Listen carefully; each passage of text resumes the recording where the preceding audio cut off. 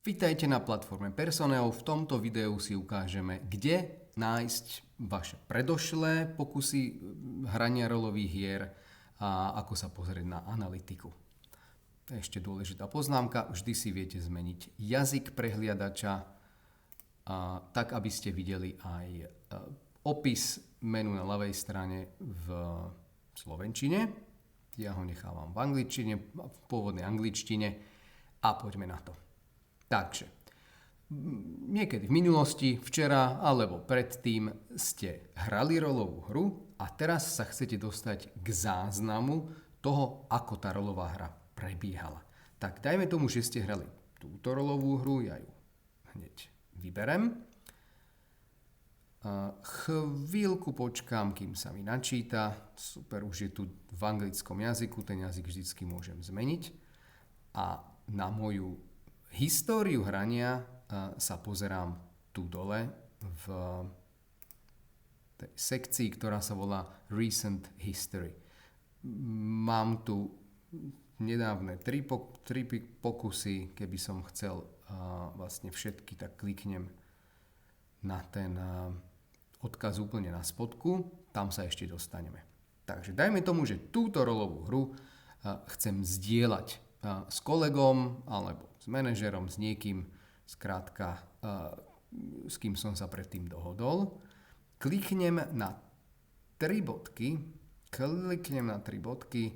a mám tu niekoľko možností. Mám tu možnosť exportovať celý ten prepis rolovej hry aj so spätnou väzbou do clipboardu a tým pádom to potom okopírovať ďalej do e-mailu alebo do Wordu.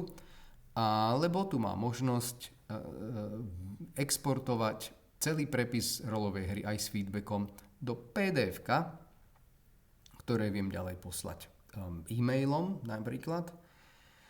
A ešte lepšie pre tých používateľov, ktorí to chcú poslať v rámci firmy alebo v rámci organizácie, v rámci platformy nejakému kolegovi, tak navrhujem stlačiť tlačítko Share a tu si už len vybrať toho kolegu, pri tých users, vybrať si kolegu, ktorému by ste to chceli poslať.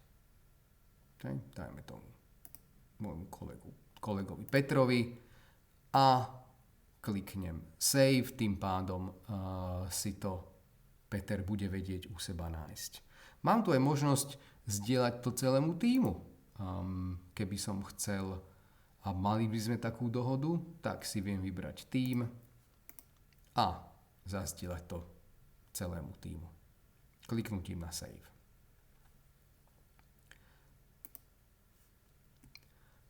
Druhý spôsob, ako nájsť históriu rolových hier, je kliknúť na históriu v ľavom menu. Tam máte históriu všetkých rolových hier, ktoré ste na platforme kedy hrali, usporiadanú podľa dátumu. Okay, takže takto sa tiež viete dostať vlastne k tým aj nahrávkam, ale aj k tým hodnoteniam a opäť možnosť zazdieľať alebo exportovať.